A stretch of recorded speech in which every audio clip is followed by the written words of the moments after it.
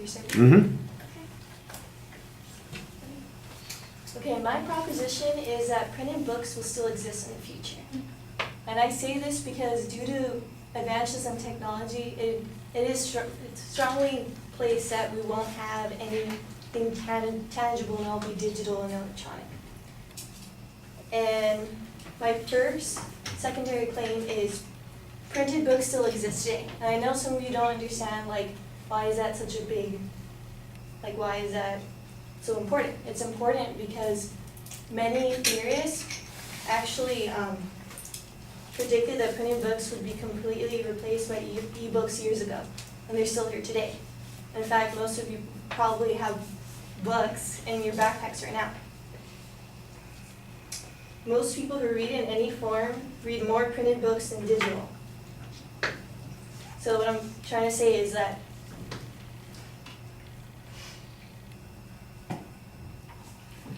about 50% or 57% of university students prefer printed books and 21% like both printed and digital.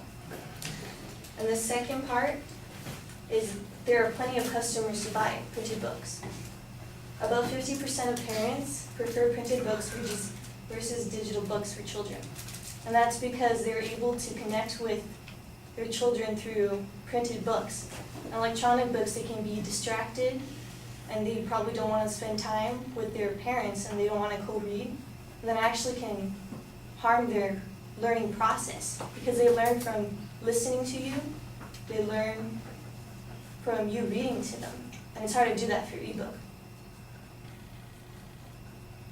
Number 3, their printed books have noticeable learning advantages against ebooks.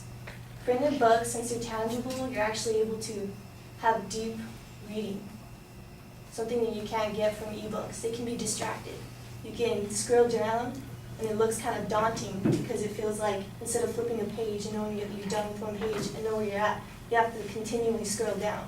And sometimes they do it in chapters, but still chapters are pretty long. They can be pages long, and it's very daunting to be scrolling down looking at how much you have left. And people are actually able to retain more information when they read printed books. And that's because of the deep learning that we were talking about. They're able to fully acknowledge the little details, because I actually found out that printed books and ebooks, people get the major point that the book claims, like, okay, the major themes, they get that. The only problem or the difference between printed book and ebook is that people who read printed books are able to retain little specific details about the information within the books. And digital books and ebooks can actually be used together to provide more learning experiences. For example, like ebooks, they also have not describing them saying that they're bad. Ebooks can actually be beneficial as also, but they can also be used together in a way to process learning better.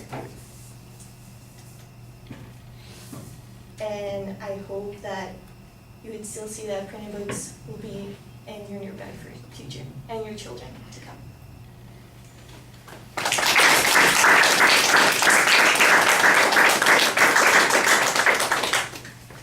Thank you. Sure.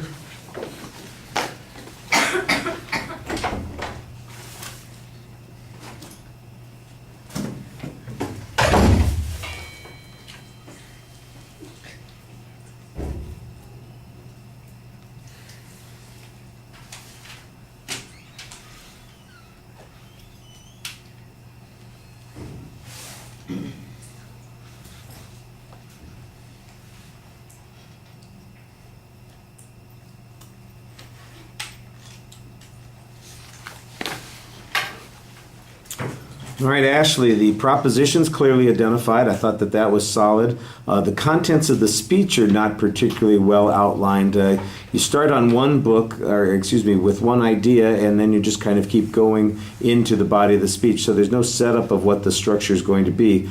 On the controversy, you do make a suggestion that at one point the theory was that we would only have digital books by this point. It would have been nice to see somebody say that. Who made such a prediction in 1995 or in 2002 or whenever you suggest that this happened? Because like I said, I think that that's an assertion on your part, and maybe it's not an unreasonable one, but you should have some data to back it up.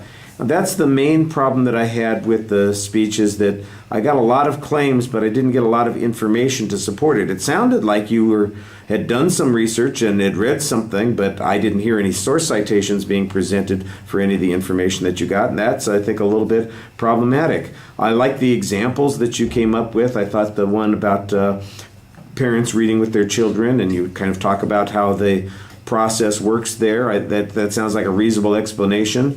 I'm not exactly sure that there's any reason to believe it other than I trust you, and I think it's probably true myself, because I didn't really hear any proof that talked about those kinds of things. And I'm sure that there are people who teach reading and write about these kinds of things, especially in academic journals, that have probably written about that, and they ought to be cited in your presentation.